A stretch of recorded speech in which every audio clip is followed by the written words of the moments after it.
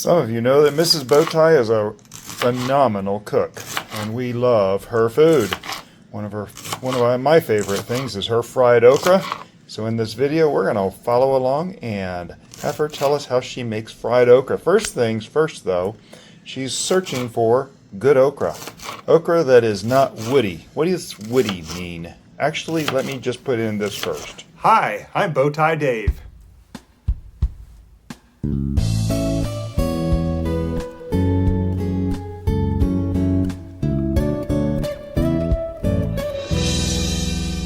Okay, so we're back. What does woody mean, Mrs. Bowtie? Well, woody means that it's aged too much and it's got more of a fibrous texture to it. And you can really tell when it's woody by the way it cuts. It will be hard to cut through. It will crunch like you're cutting through like bark. So what you want when you're cutting is you want a clean, smooth cut with no crunch. And these, or little crunch, right. I should say. These are our Hill Country red okra, so they actually grow pretty big. Now this is a pretty big one right here. Yeah, and it's still good. This one is still good. It's a little tougher than some of these little ones, but you can feel the fibrous and you can hear it when you're cutting. So you'll know which ones are woody. Compared to these others, this one here is really big. And look. It was really easy for me to get through the other ones. Can you hear the difference? It's like you're sawing bark. Yeah. That is no good. Okay. Thank you. That's going to give you a very harsh taste to it, not a sweet, tender okra. The fibers actually get stuck in your teeth. Yes. And you have to pick them out for the next 3 days, which is kind of unpleasant. Fried okra is really good. It's a southern favorite for the southern United States. And you can see she's got medallions here. I don't know, so thick. Well, yeah, and I don't cook mine as thick as you would see in the restaurant. I tend to like them wider and thinner. Yeah, and with these Hill Country red okra, they are definitely wider. So we're going to go into the next stage here and mixing the breading. Is that right? Mm-hmm. Going to mix the breading and then warm up a skillet. A nice cast iron skillet like they do in this. Are we going to use the cast iron? Oh, we're not using the cast iron today. I'm using just a nice stainless steel skillet. Okay. So follow along. And be sure and share this with your friends on social media. And click the thumbs up on this if you like fried okra. If you've never tried fried okra, try it and then come back and click the thumbs up because I guarantee you're going to like it. But first I just want to show you one way to tell if the okra is good is to break the ends off, and it'll see how it actually just broke off there. If it was fibrous, it would all stay connected, but that's good. So while Mrs. Bowtie gets a few ingredients together, we are going to be using our stainless steel skillet. You can use any kind of skillet you want that is your favorite. Do you have any particular advice on skillet type? Okay. So she's going to put a little bit of vegetable oil in, and this is going to start heating. Mm-hmm. So with the oil heating up, Mrs. Bowtie is going to start putting the breading mix inside and she's going to use a Ziploc bag this time. Go ahead. You can use a Ziploc bag or you can use a bowl, either one. Basically, it's a cup of flour, cup of cornmeal. It does not have to be exact. It's just even proportions.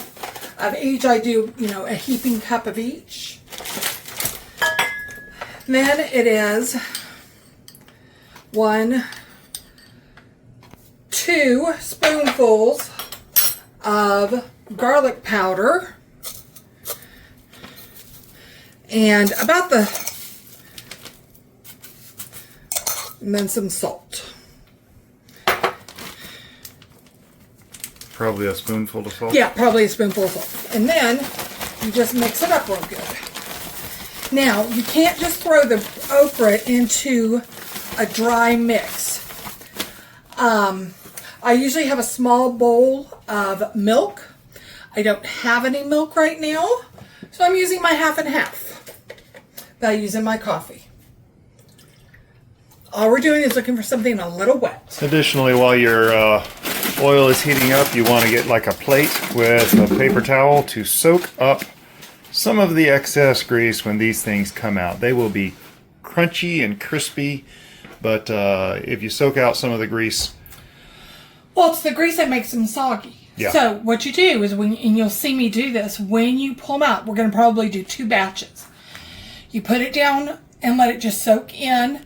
And then once it's cooled a little bit, you move it to the side and do it again. You don't want to put hot okra on top of more okra until they're completely cooled, or else they get wilty and you lose your crunch. Ms. Bowtie, how do you test when your oil is hot? Well, you put your oil in there. Now, you might look and think that that is right because it was a little bubble. That's not right. You can still see the sediment. You want it to really bubble up. If you put it in before the oil is hot enough, it'll soak up too much grease. Oh, that's it. Okay, ready? Yep. See how that bubbled up real nicely? We are ready. And just to Should be about 400. show you what it is, realize we had our thermometer right here, so might as well get an official on here. Don't touch the bottom of the pan. Yeah. Yeah, it's close. It should It's be right around approaching it, 400. yeah. I have been heating this on high. What we're going to do is we're going to put that down a little bit to between like 6 and 7. You don't want your okra to cook too low because remember, you just want it enough to get it crispy and a little soft. You don't want it mushy inside. So we're going to start doing some breading. And sometimes Mrs. Bowtie uses a bowl, sometimes she uses a Ziploc bag. I just didn't feel Just- like cleaning a second bowl today. Just use your favorite method.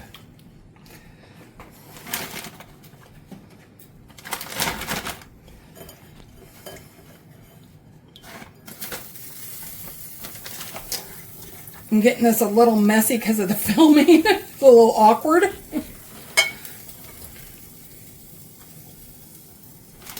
I'm trying to be sure y'all can see. Mm-hmm. Okay. Okay, so we're sealing the bag, and then we're just going to do some shaking and baking. Just get it good and coated.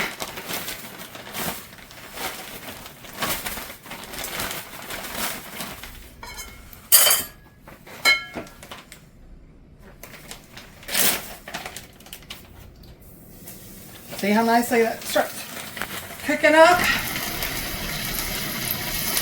Now basically I'm getting a handful and dumping the cornmeal out through my fingers.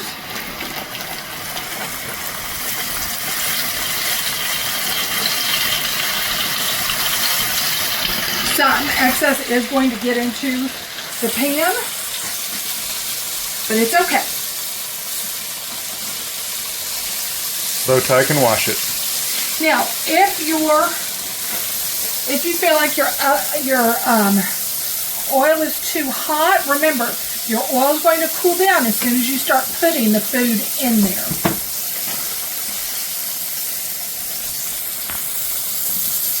But you can always kick it down if you're more comfortable doing it that way. And what's the risk of kicking it down too much? It's going to stop cooking as quickly as you like. Right. And the quickness of the cook is part of what keeps it that crispy. Yeah. Yes. Okay. Okay. Now you can see the oil is barely covering the okra, and that's a good thing because that means they're cooking on both sides. But you want to flip about halfway through the cook. You can see that they're getting nice and brown.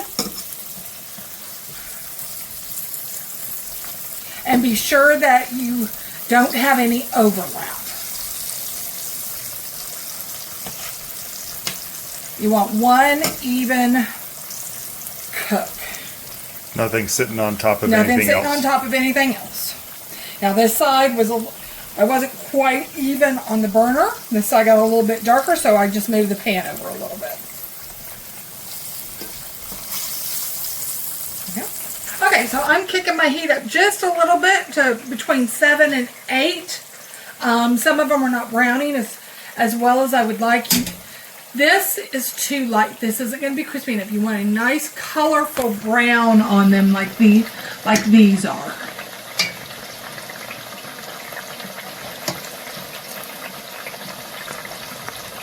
Okay, so this middle section here is good and ready. There's the front, there's the back.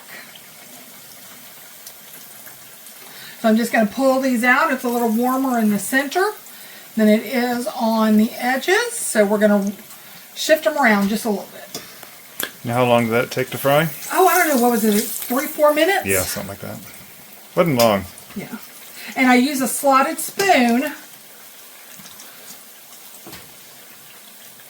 to get some of the grease out. Yeah, definitely slotted spoon time. Okay. So these I'm going to flip. Oh, yeah. See, those are starting to look better. And I will occasionally get a fork to make sure that some of these get flipped real good when we're coming down to the end. So this is still the first batch. We got another batch over there getting ready to go in as soon as all these are out. Yep. Okay.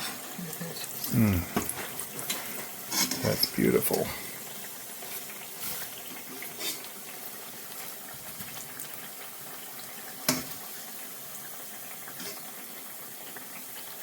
And of course, my favorite time to eat these is right now when they're at their hottest. And it is possible that you might need a little extra salt on them. Nope, they're good. It's basically a taste preference. Okay, Yeah. these are all ready to come out. Now, you can still see there's still a little bit of cornmeal on there. That's just because there was a little bit of cornmeal in the grease. It's not going to hurt you. But these were not frozen like you find in restaurants and in the store. Yeah, these are fresh from the garden. Harvested these a couple days ago. We actually harvested 2 pounds today, but Yeah. we had to use the older stuff first. And that cornmeal that you see, that's just what's the excess that's in the pan. That's all that is. And here we are with the second batch. And remember, we're trying not to let them overripe. Those two are stuck together. Here's your fork. So I need to pull them apart. Those are stuck together. We'll pull those apart. And we have the second batch going. Oops, hold on. Undo. And if you don't get all the overlap, if you find some that are stuck together when you flip them, just undo them then. They'll cook the same. So yeah, it's really hard not to snack on these when they're coming out of the skillet.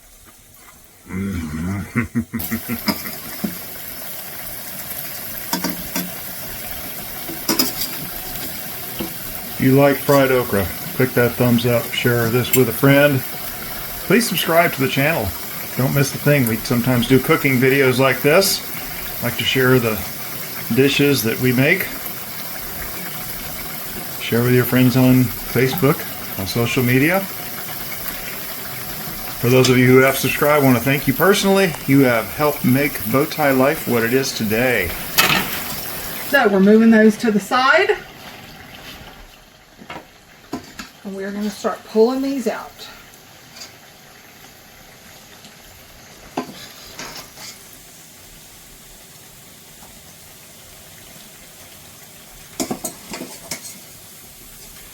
And there you have it, folks.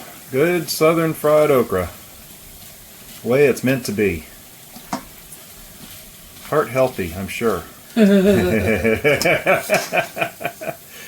This is one of our favorite... Guilty pleasures. Guilty pleasures, yeah. That's what I was trying to look for. Guilty pleasures. Good fried okra. Any southerner will tell you the same, I'm sure. Y'all have a blessed day.